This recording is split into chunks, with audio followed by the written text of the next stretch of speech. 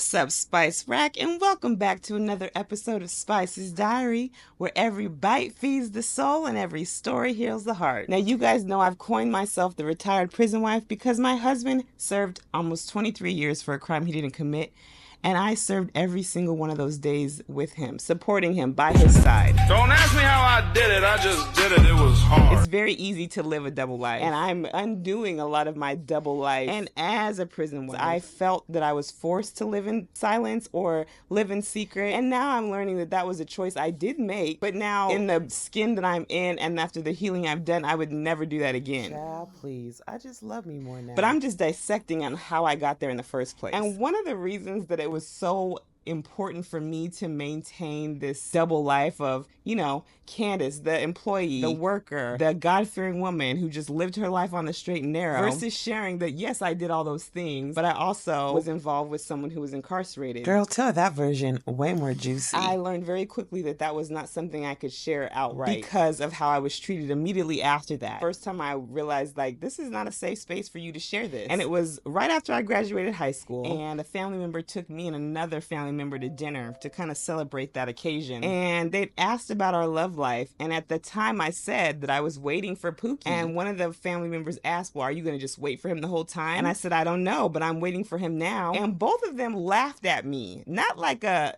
giggle, but they literally laughed at me. And I kind of remember doing the like kind of laughing along just because I was a little embarrassed and I felt crunchy. Not sure why they thought it was so funny, but it was giving very much the vibe of like, you're stupid, this is stupid, I can't believe you're gonna do that. I mean, I get it. It probably was looking hella stupid. But you ain't have to laugh like that, though. So it was nothing that they said, but definitely their behavior made me think that what I was doing was not okay. And like I said, today, in the skin I'm in now, I wish you would say something to me crazy or laugh at me. Girl, come back. Do what you do. I could care less. But that was a turning point for me. And that was one of the first instances I remember of like, don't share that. Your story is not important here. And so because of those different interactions, I began to come up with this facade. Now, I don't know if you guys have ever heard a prison call, but if you haven't, I'm going to put the beginning of the intro right here. You have a prepaid call from Creed, an inmate at a Monroe Correctional Facility. This call may be subject to recording and monitoring. To accept this call, press 1. To block this call, press 7. To accept the call, press 1 now. Then you spend the next 7 seconds trying to press 1. So imagine trying to be with the girls and trying to be cool and try to be normal when your man calls you just like their man calls them. When they pick up the phone, they answer the phone and say hello immediately. When I would pick up the phone, you have to say hello. And then you have a good 20 to 30 seconds where nothing's happening. Of course you can play that off. But when people are around you a lot and they start to notice, like, why are you never answering the phone and saying hello right away? Because I'm listening to the recording. Can't really say that. And if you do say that, then there's going to be a whole bunch of other questions and comments that are made. Now, I know this probably don't sound like much to any of y'all, but for the girls that know, y'all know. So I would just start answering the phone and I'd be like, hey babe, hold on a second. And I pretend like I was doing something or like looking in my purse, or I put the phone down for a second so it would look like I was occupied. And right about the time where she says, you may press 5 to accept your phone call, is when I'd pick up and I'd be like, hey babe, how you doing? I just got out of work. And I'd let him know I'm with people or I'm not by myself. And so then he would know that kind of my code. But I had gotten so good at that I started peeping other people. I could spot other prison wives in my mix, whether they were in the post office line or if they were working with me. Like one girl I found out every time she answered her phone, she did it the same way I did. And every time she talked about her husband, she talked about him in the same vague way that I would talk about him. I really wish I didn't care as much back then. I got so good at deflecting. So much so that I would always say for the first few years he was away at school. And my friend, shout out to Kiwi, she'd always be like, dang, is he going for his PhD? This is like 10 years in and he's still in school. Now that he's home, she just teases like, I hope he got that good student loan forgiveness. I would say that forever. Like, oh yeah, no, he's away at school. Or no, he's away at special training. Or the reason he couldn't come with me to my holiday parties or any of my events at work is, oh, he's working out of town. Which wasn't really a lie because he was out of town. Like he'd be in Walla Walla or in Aberdeen or all these other places and he would be working. Girl. If you could see me now, I'm doing air quotes, out of town. That's just the stories I would come up with. Now that I'm really focused on healing myself and undoing a lot of the damage that I did, self-inflicted damage, but because I thought that's what I had to do, I'm really analyzing, why did you think you had to do that? What made you feel like your decision to support your friend and ride with your man was wrong? Was it because everybody else was doing something differently? Because even if that was the case, you look at that now, those same people who laughed at me, do you even care what they think about your relationship? Would you even take relationship advice from them?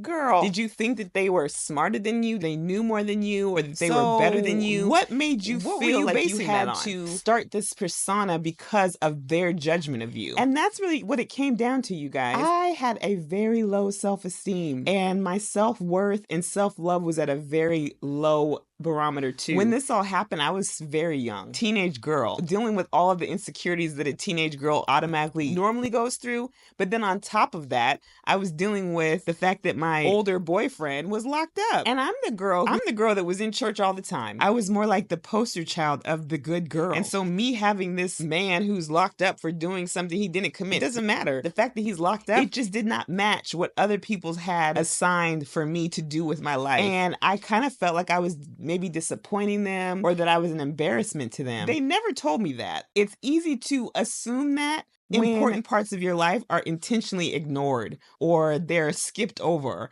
or when they are talked about, they talk about them in a way that make them sound less like, important. Oh, that's just, or oh, he's just. Child, you would never have a clue when you hear him talk about him now. And still try to connect a boyfriend, or, oh, you should date. You should still date even though he's in there. You should still fill in the blank. Which was always so confusing, because the same people that I was in church with were the same people telling me to cheat on him. And that's a whole different story for a whole other day. It was just easy for me to feel less than, because they didn't respect my relationship like they respected other relationships. Even ones they didn't agree with. They never were telling them to date more or try other things. But for me, it was because he was out of sight, out of mind. Or because he was considered less than, then our relationship was considered less than. And then I took that on. That is one of those things I have really been working on, is getting validation from outside sources. God, myself, and my husband are really the only three that matter. It stops at God. Because if he's not giving it to me, I'm no longer looking for it. That's the bottom line. If it's not coming from God, I don't need it. Because he's aligned everything else I needed, and he's been there for me when everybody else told me that they didn't need to be. That's where my power comes from. That's where my strength comes from. That's how I'm here today. You guys, I don't share my story because I'm trying to badmouth people, whine about woe is me. But I spent a lot of my life feeling less than, and I don't want that. I'm sharing my story because I'm healing myself. And through this, it helps me reflect on what led you to be here in the first place. What mind state were you in that thought that this was okay? What self-esteem were you displaying that let you be treated this way and continue to go back for it? The reason I share my story is because I'm learning that a lot of the things I endured, yes, self-inflicted. It was self-inflicted because I kept myself in situations around people, around thoughts and opinions that were not good for me. It doesn't matter if I've known them all my life. It doesn't matter if I've known you since second grade. It doesn't matter how I know you, family or friend. If you're for me, you're for me. My life is my life. But if you love me, then you love me. Period. What about the fact that you know me? And my judgment. And I've always had pretty good judgment. When does that come into play? Always had a job. First one to finish college and to buy a home. By myself. Or why wasn't that something that was considered when everybody was telling me, no, don't be with them, don't be with them? I share my story because a lot of the feelings that made me feel alone. And I craved this attention and this validation. This yearning for people to want me. And they continuously showed me that they only wanted pieces of me. What I'm learning now and what I'm sticking to now is that those are not my people. That doesn't make them bad people. It just makes them not my people. And I wish I had the strength and the understanding of that then, so that it would have saved me years of hardship. So that's why I'm sharing now, because I'm y'all, put your faith and your trust in God, not these humans. Because at the end of the day, are always going to be people. And that's facts.